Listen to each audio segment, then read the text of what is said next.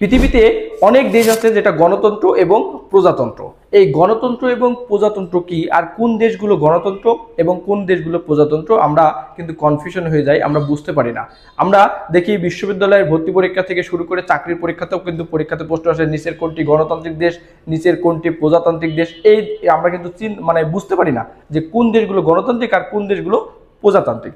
তাহলে দেখো, এই গণতান্ত্রিক এবং প্রজাতান্ত্রিকের মধ্যে পার্থক্য কি, আর কোন পার্থক্য থাকার কারণে কোন দেশকে গণতান্ত্রিক বলতেছি, কোন দেশকে আমরা প্রজাতান্ত্রিক বলতেছি, চলো আজকে আমরা জেনে নিই। প্রথমে আমরা জানি যে গণতন্ত্র, এই গণতন্ত্র মানে কি ইংরেজি হচ্ছে ডেমোক্রেসি। এই রাষ্ট্রবিজ্ঞানের জনক অ্যারিস্টটল তিনি যে গণতন্ত্রের সংজ্ঞা দিয়েছেন, এই সংজ্ঞা বিশ্লেষণ করে আমরা দুইটা পয়েন্ট পেয়েছি।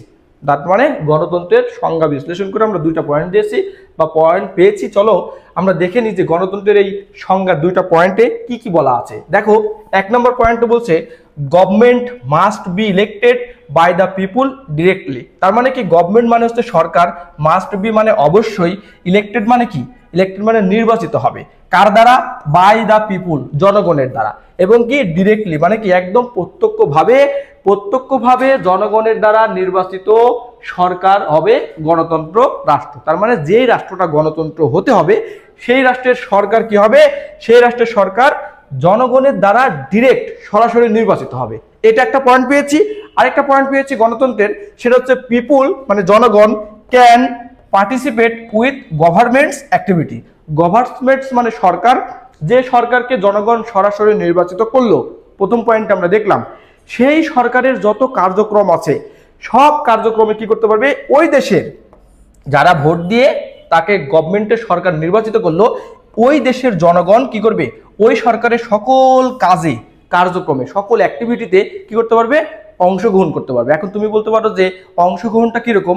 দেখো, কোনো দেশের সরকার কোনো বাজেট যদি পেশ করে যে এই এলাকার রাস্তাঘাট, ওই এলাকার এটা তৈরি করা, ওই এলাকার ওটা তৈরি করা, তাহলে ওই দেশের জনগণ হিসাবে তোমার কিন্তু অধিকার থাকবে যে এই ভাই দেখান তো এই রাস্তার বাজেট কত হয়েছে, এই ভাই দেখান তো এই প্রজেক্টের বাজেট কত হয়েছে, এইটা কিন্তু জানার তোমার অধিকার আছে। এটাকেই বলছি জনগণের কোনো কাজে সেই দেশের জনগণের অংশগ্রহণ। তাহলে এটা কোন দেশে থাকতে হবে, এটা গণতান্ত্রিক যেটা দেশ বলে দাবি করবে যে দেশ, সেই দেশে এই দুইটা চর্চা থাকতে হবে।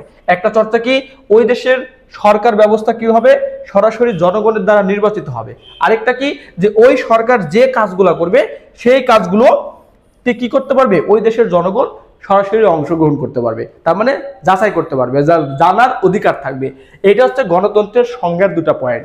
এবার চলো আমরা প্রজাতন্ত্রের, মানে প্রজাতন্ত্র মানে কি, রিপাবলিক, রিপাবলিক মানে প্রজাতন্ত্র, এই প্রজাতন্ত্রের যে সংজ্ঞা আমরা